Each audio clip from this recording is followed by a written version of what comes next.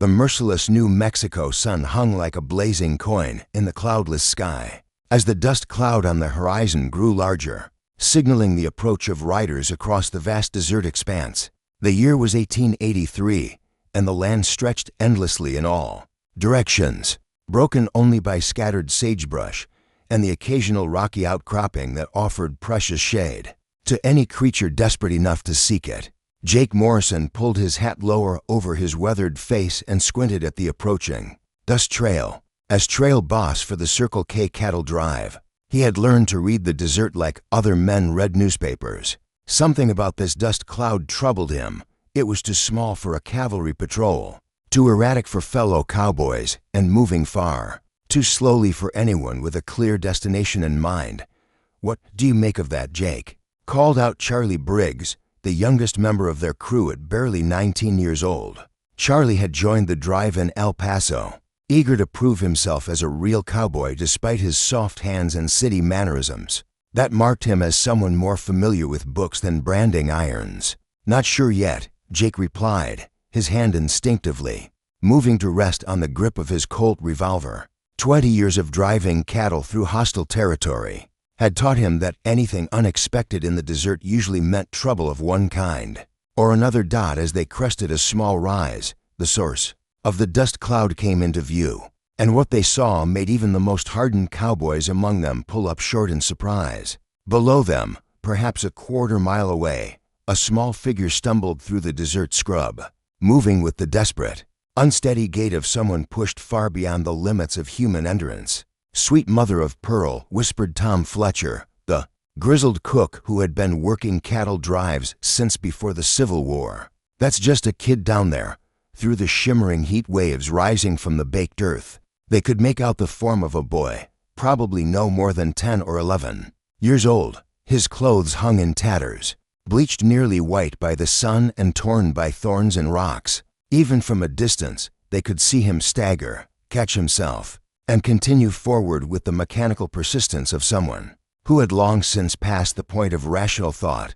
"Well, I'll be damned," muttered Red Sullivan, spitting a stream of tobacco juice into the dust. "What's a kid doing out here in the middle of nowhere? Nearest settlement's got to be 50 miles in any direction." The 5 cowboys sat their horses in silence for a moment, watching the small figure below them weave through the desert like a ghost. Each man was calculating the risks and complications that stopping to help might bring. Water was precious on a cattle drive, and they still had 3 days of hard travel before reaching the next reliable source. Taking on an unexpected mouth to feed could mean the difference between life and death for the entire crew. "Could be Apache," suggested Pete Hawkins, the oldest of the group at 62, his gray beard stained yellow from years of tobacco use. "You know how they sometimes use children as bait for ambushes. Could be a whole war party waiting in those rocks over yonder." Jake studied the surrounding landscape with the practiced eye of a man who had survived more than his share of Indian attacks. The area did offer several good positions for an ambush, but something about the child's movements suggested genuine distress rather than calculated deception. "Maybe," Jake agreed reluctantly. "But if that's a trick, it's the most convincing one I've ever seen. Look at the way he's moving. That boy's about done in." Charlie Briggs had been watching the scene with growing agitation, his young face flushed with more than just the desert heat. "We can't just sit here debating while a child dies of thirst down there. Whatever the risks, we're the only help he's going to get." Red Sullivan laughed harshly. "Listen to the greenhorn, boys. Wants to risk all our necks for some stray kid we don't know nothing about. Son, this ain't the city where you can afford to be charitable to every sob story that comes along."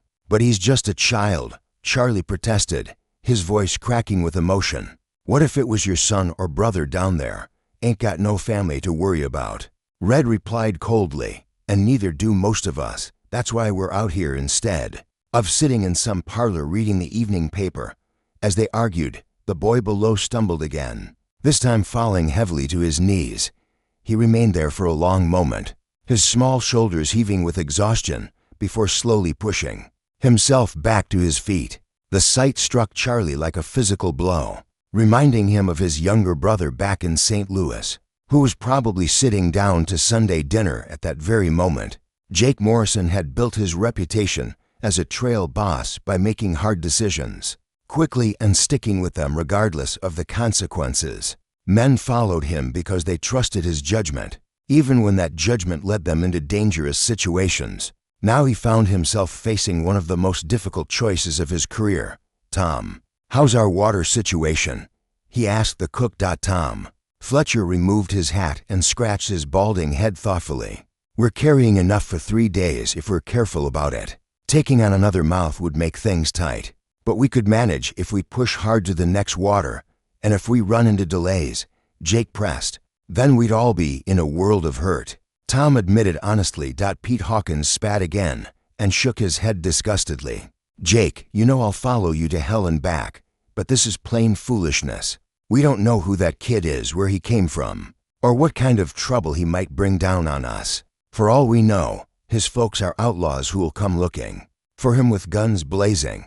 Or maybe his folks are dead," Charlie said quietly, "and he's wandering out there alone because nobody else cared enough to help him." The words hung in the hot desert air like smoke from a campfire. Each man was remembering his own childhood, his own moments of desperate need when the kindness or cruelty of strangers had shaped his understanding of the world. Jake made his decision with the same decisive authority that had kept his crews alive through drought, stampedes, and Indian attacks. "Charlie, you and I are going down there. The rest of you stay here and keep watch. If this is a trap, we'll need covering fire to get out of it." Red Sullivan's face darkened with anger. "Jake, this is the dumbest thing you've ever done. And that's saying something. When that kid gets us all killed, don't come crying to me. If we all get killed, Red, neither of us will be in any position to discuss it," Jake replied dryly, checking his weapons one final time. Charlie's relief was evident as he urged his horse forward, grateful that someone else had been willing to make the hard choice he didn't have the authority to make himself. As they rode down the slope toward the struggling child, he felt a mixture of excitement and terror at the thought of what they might be riding into. The boy seemed unaware of their approach until they were almost upon him, when he finally looked up. His face was so burned by the sun and caked with dust that his features were barely recognizable as human. His lips were cracked and bleeding, his eyes sunken deep in their sockets, and his breathing came in shallow, desperate gasps. "Easy there, son," Jake said gently, dismounting slowly to avoid startling the child. "We're here to help." The boy tried to speak, but could only produce a dry croaking sound. His legs gave out, and he collapsed to the ground, his small body shaking with exhaustion and dehydration. Charlie quickly dismounted and pulled his water canteen from his saddle, kneeling beside the fallen child. Without hesitation, he lifted the boy's head and held the canteen to his lips, allowing small sips of the precious liquid to moisten his parched throat. "Slow and easy," Charlie murmured, his voice gentle as a mother's lullaby. "Too much too fast will make you sick." As the water began to revive him slightly, the boy's eyes focused on Charlie's face with an expression of wonder, as if he was seeing an angel rather than a dusty cowboy. Tears began to cut clean tracks through the dirt on his cheeks as he realized that his ordeal in the desert might finally be over. Jake knelt on the boy's other side, his experienced eyes taking note of the child's condition. Severe dehydration, sunstroke, and probably hadn't eaten in days, but he was alive, and with care, he would recover. "What's your name, son?" Jake asked quietly. The boy's voice was barely a whisper, but the words were clear. Danny Martinez." The ride back to camp was slow and careful, with Danny Martinez cradled in Charlie's arms like a wounded bird. The boy drifted in and out of consciousness, occasionally mumbling words in Spanish that none of the cowboys could understand. His small body felt fragile against Charlie's chest, a reminder of just how close to death they had found him. "Keep giving him water, but just sips," Jake instructed as they climbed the slope toward where the other 3 cowboys waited. "His stomach needs time to remember how to handle food and drink." Red Sullivan's expression was thunderous as they approached the group. His weathered face, already dark from years of sun exposure, had taken on an even grimmer cast as he watched Charlie minister to the rescued child. "Well, ain't this just perfect?" Red muttered, loud enough for everyone to hear. "Now we're running a nursery instead of a cattle drive. Hope you boys are prepared to explain to Mr. Kellerman. Why his herd arrived late? Because we stopped to play." Nursemaid to some Mexican kid, Tom Fletcher, however, had already begun rummaging through his supplies, his cook's instincts taking over. "We'll need to get some broth into him soon as possible. Can't give him solid food right away or it'll tear up his stomach something fierce." Pete Hawkins remained silent, but his experienced eyes were studying the horizon with increased vigilance. Taking on the responsibility of a child changed everything about their situation, and he knew it. They were now responsible not just for delivering cattle, but for protecting someone who couldn't protect himself. As they made camp for the night, the division among the crew became more apparent. Charlie had appointed himself as Danny's primary caretaker, fashioning a makeshift bed from his own bedroll and staying close to the boy. As Tom Fletcher prepared a thin soup from beef jerky and wild onions, "You're getting to attach to that, kid," Red warned Charlie as they sat around the campfire after supper. "What are you planning to do with him when we reach Albuquerque? You can't take him home to your mama like some stray puppy." Charlie's jaw tightened, but his voice remained steady. "We'll figure that out when we get there. Right now, the important thing is keeping him alive." "The important thing," Red countered sharply, "is getting this herd to market before the price drops or the weather turns. We're not in the charity business, boy." Jake listened to the argument while studying Danny's sleeping face in the firelight. The child looked even younger asleep, his features relaxed and peaceful for the first time since they had found him. But Jake's experienced I could see the signs of hardship that went beyond simple exposure to the elements. "Tom," Jake said quietly, "take a look at his hands when you get a chance. Those calluses didn't come from playing children's games." Tom Fletcher nodded grimly. He had already noticed the same thing, along with several partially healed cuts and what looked like old rope burns around the boy's wrists. This child had been working, and working hard, before whatever catastrophe had left him wandering alone in the desert. During the night, Danny woke several times, crying out in Spanish and reaching for people who weren't there. Each time, Charlie was there to comfort him, speaking in gentle tones, until the boy settled back into an uneasy sleep. "Mama, ¿dónde está mi mama?" Danny whispered during one of these episodes, his small hands clutching at Charlie's shirt. Charlie didn't speak Spanish, but he understood enough to know the boy was calling for his mother. The grief in those simple words cut through him like a knife, and he found himself making promises he wasn't sure he could keep. "You're safe now," Charlie murmured, smoothing the boy's dark hair. "Nobody's going to hurt you anymore." Morning brought new challenges and harder decisions. Danny was stronger after a night of rest and regular sips of water, but it was clear that he was in no condition for hard travel. His feet were badly blistered, his skin was still dangerously burned, and he needed several more days of careful nursing to fully recover. "We can't stay here," Pete Hawkins pointed out as they broke camp. "Those cattle need water, and so do we. We've got to keep moving toward the Rio Grande." Jake studied his men's faces, reading the different emotions there. Charlie was determined to see Danny safely to civilization, regardless of the cost.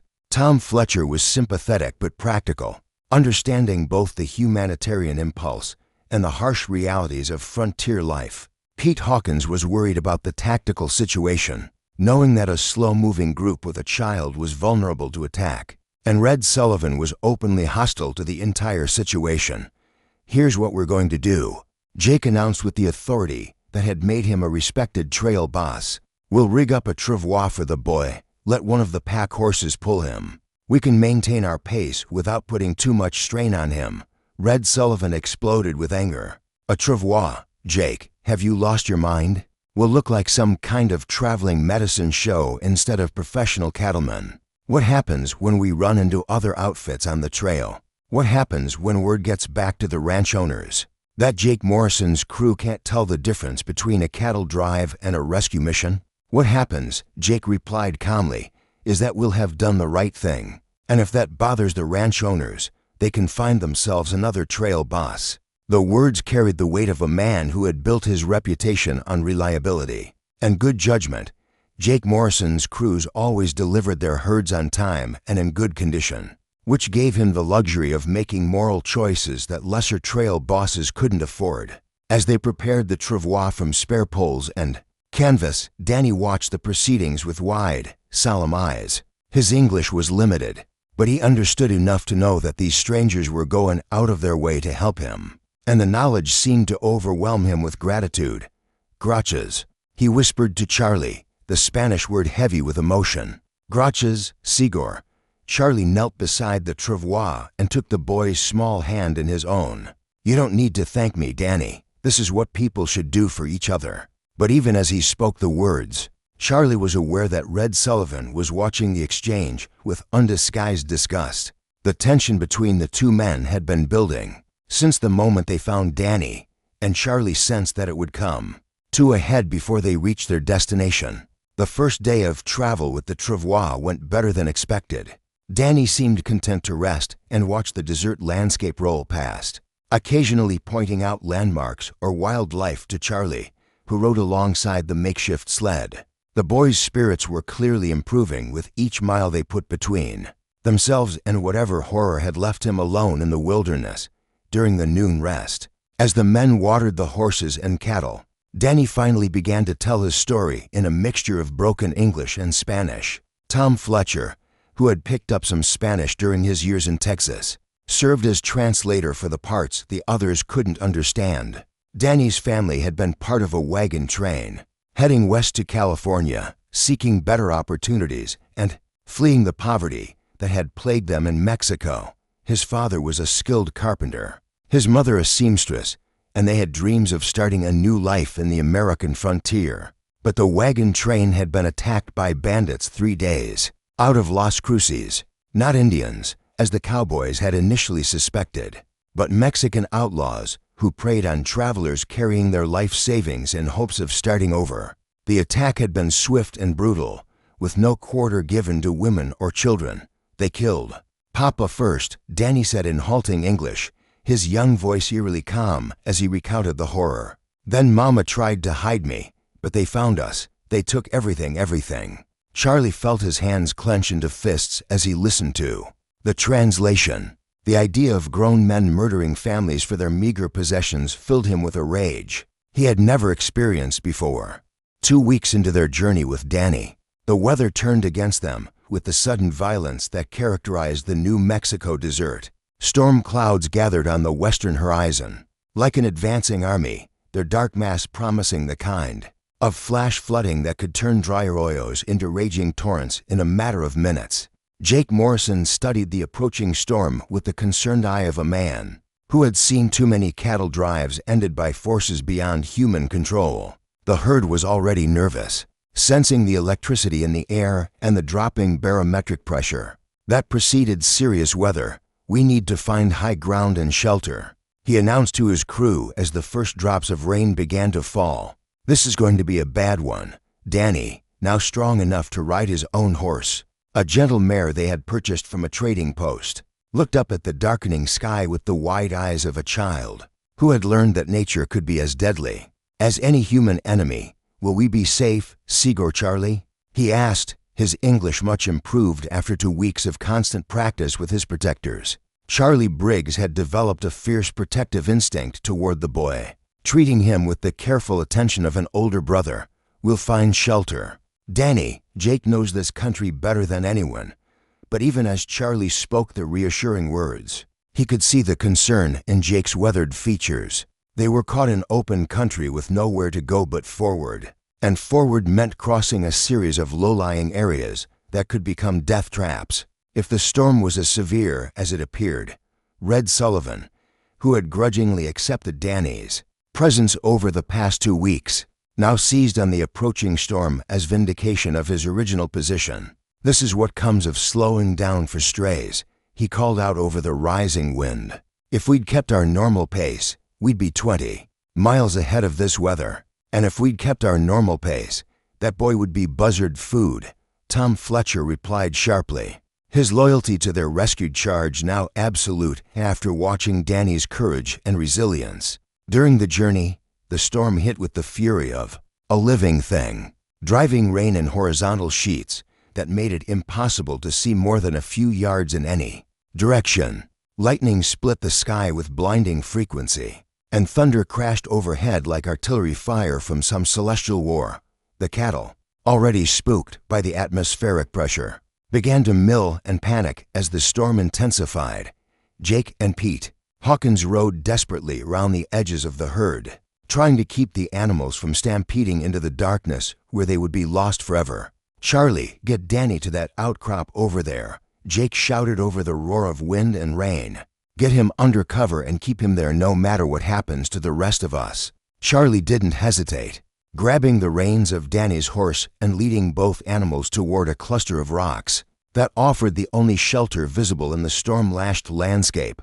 Behind them, he could hear the increasingly frantic shouts of the other cowboys as they fought to control 300 head of panic-stricken cattle.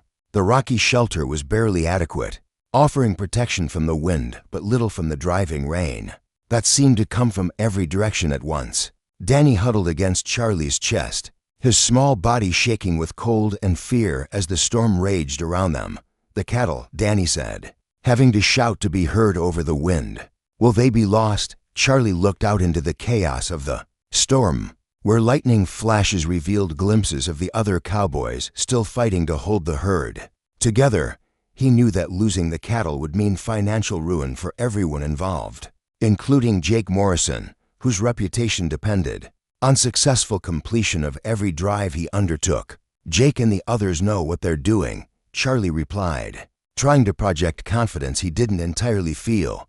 "They've been through storms before." But even as he spoke, Charlie realized that this storm was different from anything he had experienced in his brief career as a cowboy. The rain was falling with tropical intensity, turning the desert floor into a muddy quagmire that made movement treacherous for both horses and cattle. Through the lightning-illuminated darkness, they could see the herd beginning to break apart despite the cowboys' best efforts. Small groups of cattle were peeling away from the main body, driven by panic into the night where they might wander for days before being recovered. "If they were recovered at all, we have to help them," Charlie said, starting to rise from their shelter. Danny's small hand gripped his arm with surprising strength. "No, Sigor." Charlie. "Sigor," Jake said, "to stay here. The storm, it will pass." The boy's words carried a wisdom born of recent tragedy. He had learned the hard way that sometimes the bravest thing to do was to follow orders and trust in the judgment of those with more experience. As the night wore on, the storm gradually began to exhaust itself, the torrential rain giving way to a steady drizzle and the lightning moving off toward the eastern horizon. When dawn finally broke gray and sullen over the desert, it revealed the scope of the disaster that had befallen them. Of the 300 cattle they had been driving, fewer than 200 remained in a loose group around the chuck wagon. The rest had scattered across miles of desert, some probably dead in flash floods, others wandering lost in country where they might never be found.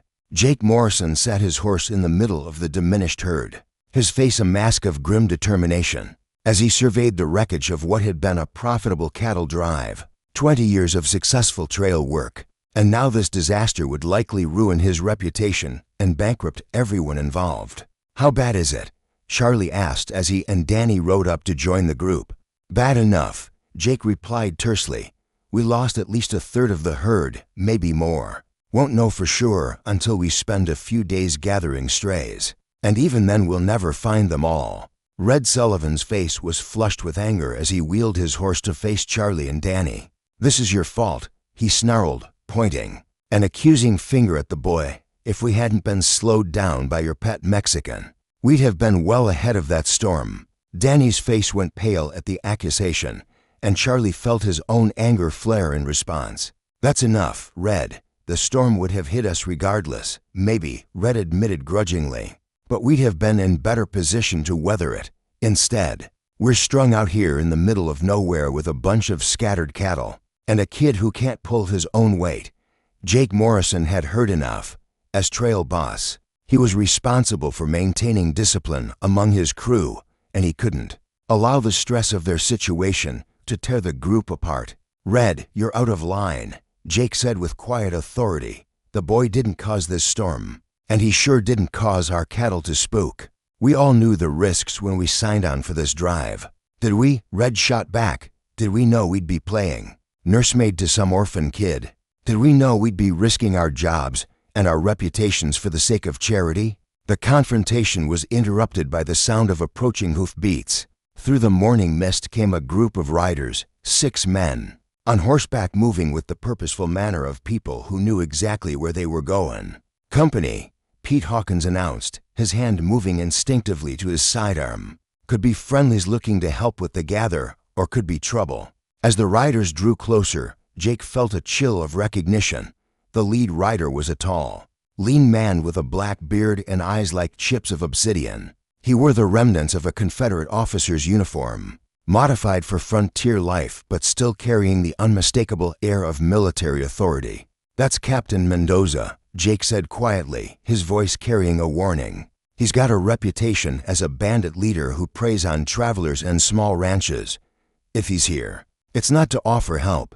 Danny's reaction to the name was immediate and terrifying. The boy's face went white as bleached bone, and his entire body began to shake with more than just cold. "Isel," Danny whispered in Spanish, his voice barely audible. "Isel Humbra que mato a mi familia." Tom Fletcher's translation was unnecessary. The horror in Danny's eyes told the story clearly enough. Captain Mendoza was the bandit leader who had murdered the boy's family and destroyed his wagon train. The 6 riders pulled up just outside rifle range, clearly aware that they were facing armed men who might not welcome their presence. Captain Mendoza himself rode a few steps forward, his bearing confident despite being outnumbered.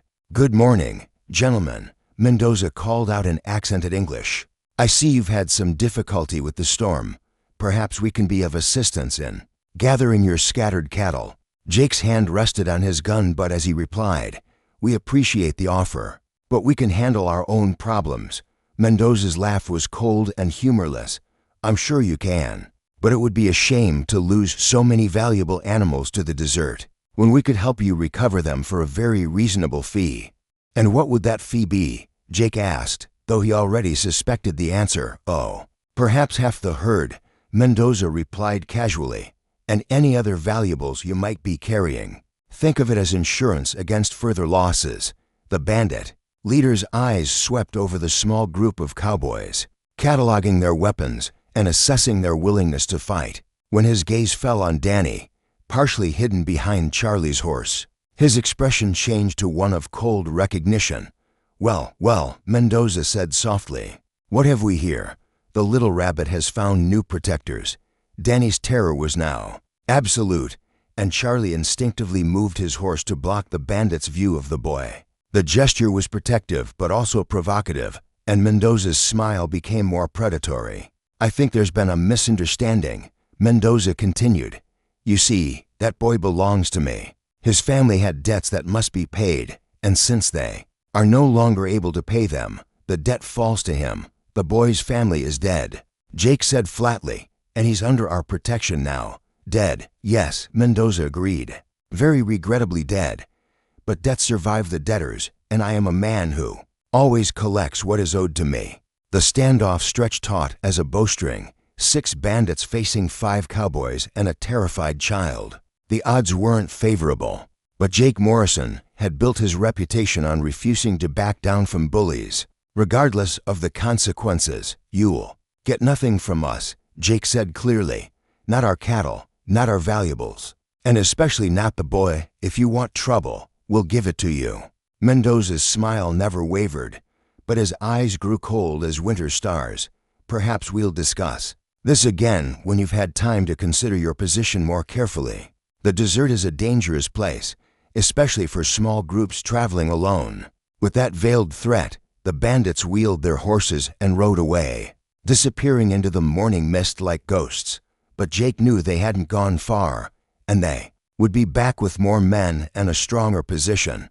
"We're in it now," Pete Hawkins observed grimly. "That's not the kind of man who gives up easy." Charlie looked down at Danny, who was still shaking with remembered terror. "We can't let them take him. We won't," Jake said with grim determination. "But it's going to cost us before this is over." As they prepared to defend themselves against an enemy they couldn't match in numbers or ruthlessness, each man understood that their simple act of compassion had led them into a fight that would test not just their courage, but their very souls. Will the Cowboys be able to protect Danny from the ruthless Captain Mendoza? Can they survive against impossible odds while staying true to their principles? Subscribe to our channel to witness the epic conclusion of this tale of heroism, sacrifice, and the true meaning of courage in the face of overwhelming evil.